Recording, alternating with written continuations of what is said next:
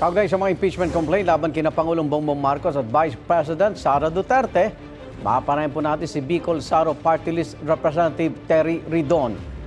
Magandang umaga, Congressman. Magandang umaga po. Maraming salamat sa pag-imbita. Mamaya po ba may endorse sa House Justice Committee yung impeachment complaint laban sa Pangulo? Well, ang inaasahan natin within the next 2 weeks, no, mai-refer na po to the House Justice Committee ito pong unang impeachment complaint laban kay Pangulong Bongbong Marcos. No? Kasi hindi rin pwedeng itenga eh. Kumbaga, kailangan mo talaga mai-refer immediately based on constitutional rules at House rules. No? Ito pong impeachment po na ito. Pero may dalawa pang kasunod. Paano po yung proseso doon? Ang balita ko natin, magkakaroon po ng refiling, yung pong Makabayan Block. No? So hopefully, within the period po, bago ho ma-refer to the House Justice Committee, makahabol pa po ang Makabayan Block at ma-file po nila kay Secretary General Garapil yung pong second impeachment complaint. Okay, kapag na-endorse na po sa Justice Committee, doon na siya matuturing na initiated na itong impeachment complaint, Congressman? Tama po, deemed initiated na po pagka meron ng referral to the House Justice Committee. So basically, yung pong 1-year bar ay magsisimula na po by that time. Okay, sa issue nung hindi natanggap nitong nagdaang linggo dahil wala si Secretary General ng House, Garapil, nalinawan na ba ito, Congressman Ridon? Well, meron po mga remedyo pong gagawin yung pong second impeachment filing. No? So I think within the day, magpa-file po sila with the complainants and the endorsers. No? Yung ikatlong impeachment complaint po, I think kung wala ko silang endorser, katulad po nung nakarang linggo, hindi ho ito maisasama doon po sa mga listahan ng mga nag-file po ng impeachment. So mahalaga may mag-endorse na member ng Kamara.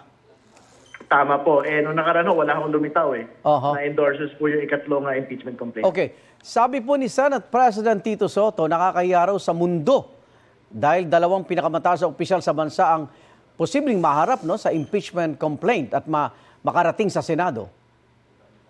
Well, kasama naman nun sa proseso po talaga ng ating konstitusyon, no? Yung pong pagpapanagot ng matataas na opisyal. So, gagawin ho ng Kongreso and hopefully ng Senado ang kanila pong mandato dito sa impeachment po. Kung ano man ho yung tumakbo at talagang lumapag sa lamesa po ma-impeachment, whether kay Pangulong Bongbong Marcos or kay Vice President Duterte. Opo.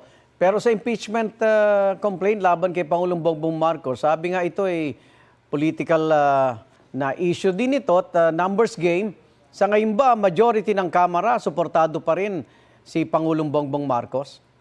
At tingin ko meron naman yung majority support, no, ating pong Pangulo. Pero very important din ho talaga bago pa pag-usapan yung majority support kung sufficient ba in form and substance. No? Opo. Ito pong mga impeachment complaint na ito. So ibig sabihin, hindi lang ho ito usapin ng politika, kundi usapin din po ito ng forma at ebidensya po ng mga complaint na ilalatag. Bagamat sa kapangyarihan ng Kamara ang impeachment process, dyan nagsisimula, sabi ni Senator Win Gatchalian, baka mahati o lalo pa magkahati-hati ang bansa dahil sa prosesong ito.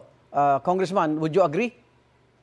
Well, meron po talaga bahagi na magiging divisive po ito dahil siyempre hindi na ho ito usapin ng ebidensya, usapin din po ito ng politika. Pero kailangan ho talaga natin pagdaanin. So, halimbawa, sa usapin ho ng Vice President, yung usapin ho ng confidential funds, 2 taon na ho natin pinag-usapan ito, hindi pa rin ho na-resolve. So mahalagang ma-resolve ho ito sa proseso pong ito. At gaano kahalagang ma-resolve nga ito?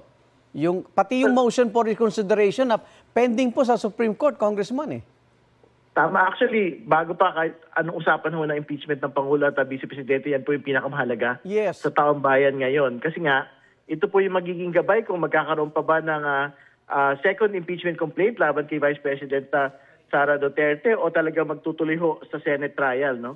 Ang kanya pong impeachment. So marami ho tayo inaantay mula sa Korte Suprema and hopefully mailabas na ho nila yan within the next 2 weeks, no? Dahil inaantay ho nating magabayan po ang Kongreso at Senado doon sa dapat po maging proseso na po talaga finally dito po nga pag-impeach po ng matataas na opisyal.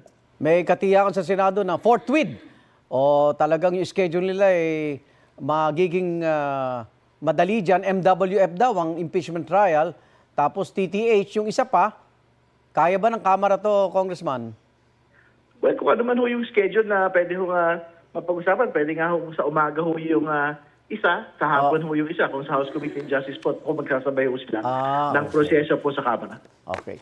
Maraming salamat, Bicol Saro Party List Representative Terry Ridon. Ingat po. Maraming salamat. Magandang umaga.